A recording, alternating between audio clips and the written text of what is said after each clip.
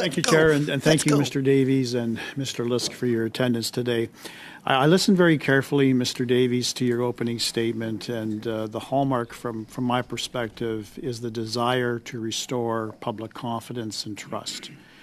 It's no small wonder, it's going to be a large feat to accomplish, but it's no small wonder you state that, because after 9 years of Justin Trudeau and his government, one of the most ethically challenged and corrupt governments this country has ever seen, millions of Canadians are skeptical when they hear senior civil servants uttering words that trust us. We're going to restore confidence in the program. We're going to restore the oversight that should have been there in the first place. This arm's length corporation, SDTC, was responsible for essentially doling out free money to the tune of almost $393 million to companies that were conflicted. It's no small wonder that the Assistant Deputy Minister of ISED uttered the phrase, "It was free money." This is almost a sponsorship scandal level kind of giveaway.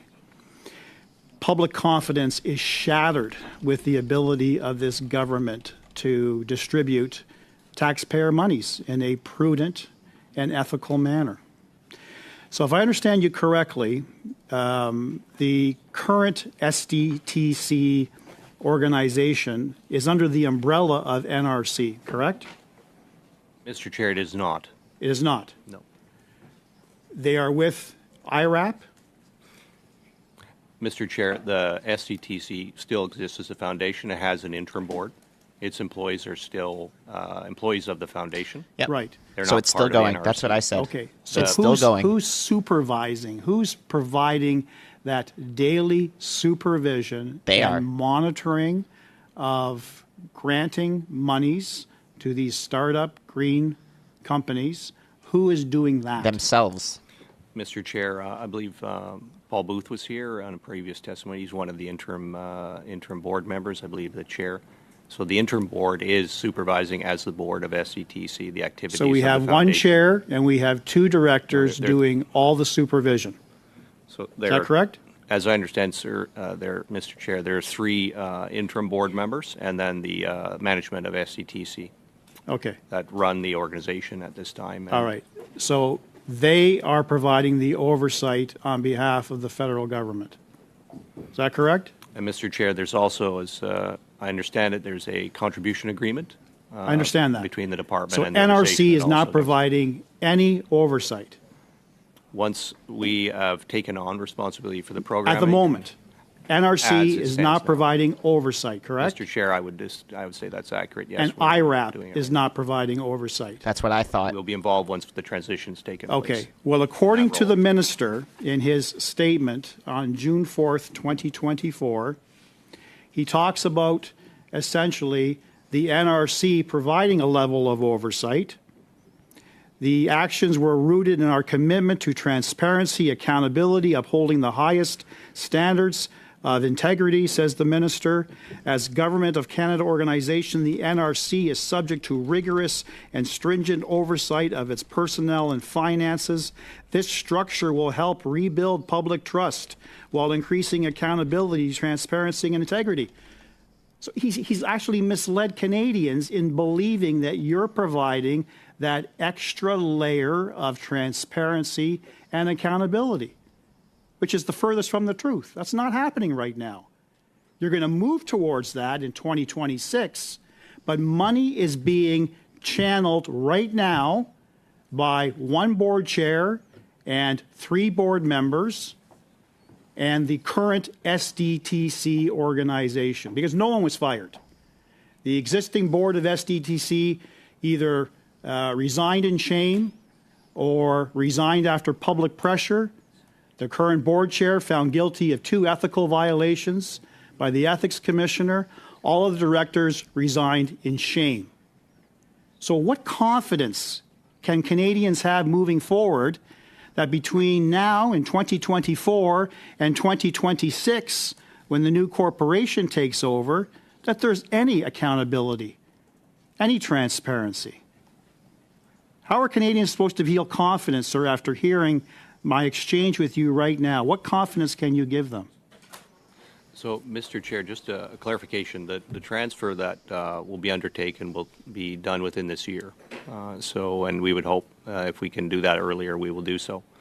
Second is prior testimony has been given here from the department and SCTC, the interim board member who was here, that spoke about the process they're undertaking, and they've accepted the Auditor General's findings, and actually they're reviewing all the files with that in mind. And that interim board was put in place, I think, obviously because of the importance of public trust and the need to establish leadership at SDTC right now to do that work, and to do that work before it's transferred to the NRC in the coming year. So certainly also that transfer will take place hopefully in the fourth quarter of this fiscal year, and we're endeavoring to make that happen. But in the interim, obviously, the testimony that's been provided here before by the department and the interim board has talked about them accepting those recommendations and taking that fully into account in the review they're doing right now. They accept they But stole I'll leave nearly them to 400 speak million. to, Thank how you. they're operating.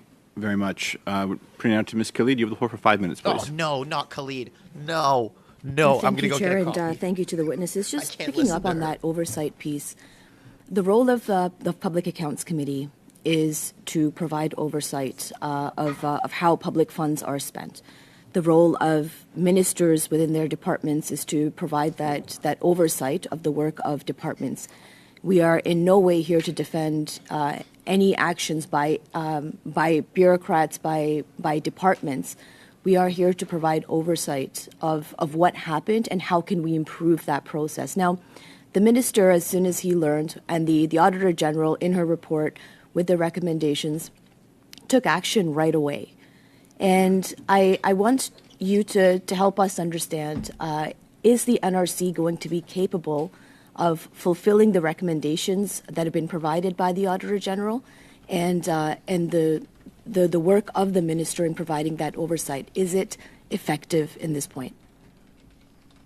So, Mr. Chair, I would say certainly we are capable of delivering the programming. I think also delivering it in line with the recommendations that have been made, on two levels, I think, that are important. First, of course, is, ensuring that we're working with clients that are fully eligible in the terms and conditions of the program. It's something that takes place at NRC IRAP now and has for a long time, and making sure we're working with clients that are eligible for the program support. Second, obviously, to do this work in a system that has strong checks and balances, oversight, all the things that you would expect to ensure people can see who we're funding and on what terms, who's taking decisions, and that any perceptions of conflict of interest are something that's addressed by our policy and our employees actually fulfilling their responsibilities under that policy to ensure it's adhered to. Third, of course, I guess I would also say the governance is certainly different in the NRC IRAP as an organization in the public sector where we're accountable for the decisions we take as employees of government and not. Excuse me. Now, this program's been running for decades and decades. Am I correct?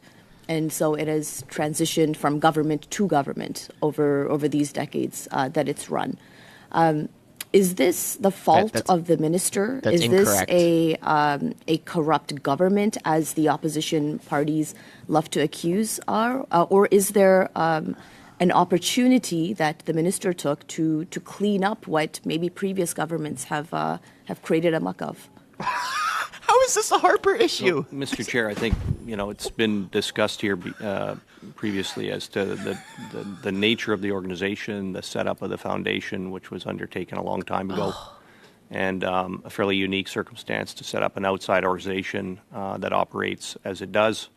Obviously, this was set meant up under the operate in Trudeau close government. connection with the sector, and I think there's This is been not an testimony old given on program. that and observations about that being taken into account. And I think obviously there's some serious thought that needs to be undertaken on that. I think as far as we're concerned, we're available obviously to help on the transition to continue the support to the sector and the companies that are trying to do challenging things and innovative things, and then to do it in concordance with our standards of due diligence and the practices we undertake.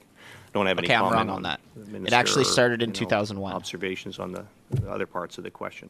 Thank you. And, our opposition members have been talking about the transition and the lack of oversight. So once this, you had mentioned that the transition is in process right now and will occur within the year. What does that mean for Canadians? If you can help us understand what that transition will do ultimately in terms of increasing oversight. So, Mr. Chair, I think the transition, of course, will mean that the stakeholders that look to SDTC now will have an ongoing opportunity to work with NRC IRAP to be able to assess support and provide support for their important projects, which is obviously a goal from an economy point of view and also from an environmental point of view.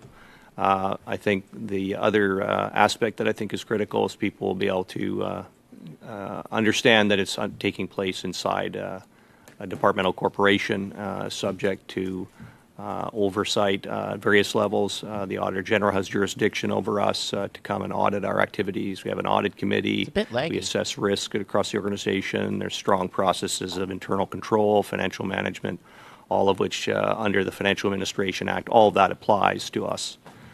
In a way, it may not apply to an arm's length foundation set up under its own, statute and its own with its own requirements. So, I think there's a very different world in terms of all the rigor and structure that's in place, and that we can provide on an ongoing basis to support the delivery of the program.